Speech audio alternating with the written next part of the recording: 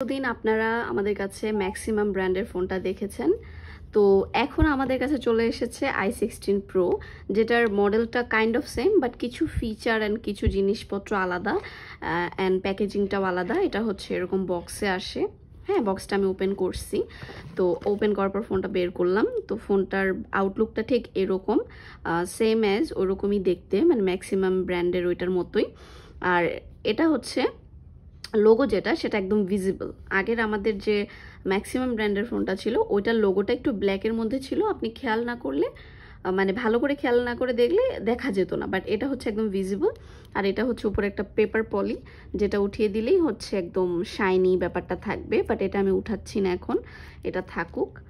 আর এই হচ্ছে ফোনটা ওপেন করার পরে। হ্যাঁ, এই হচ্ছে বাটনগুলো সেমই ওরকমই, ডিসপ্লেটা একটু আলাদা এবং ডিসপ্লের এখানে যে ব্যাপারটা মানে স্ক্রিনটা সেটাও একটু আলাদা, মানে একটু ডিফারেন্ট, ডিজাইনটা ডিফারেন্ট। এটা ব্যাটারি লো, ব্যাটারিতে চার্জ দিতে হবে, চার্জের দেওয়া ছিল, আমি জাস্ট খুলে আপনাদেরকে একটু দেখাচ্ছি। আর এখানে হচ্ছে লোগোটা থাকবে i16 Pro, ঠিক আছে?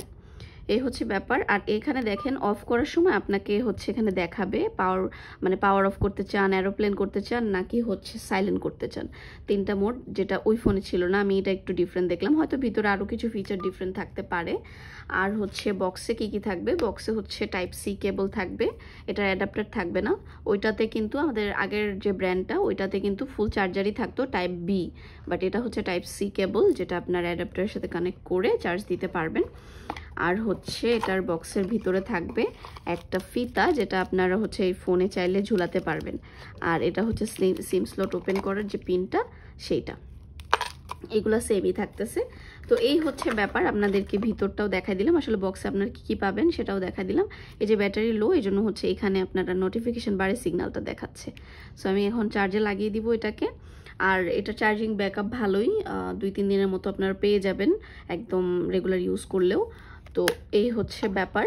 তো যারা হচ্ছে এই ব্র্যান্ড পছন্দ করবেন তারা এটা নিতে পারেন, যারা ওইটা পছন্দ করবেন তারা ওইটা নিতে পারেন। আমি জাস্ট ডিফারেন্সটা আপনাদেরকে দেখাই দিলাম আর কি।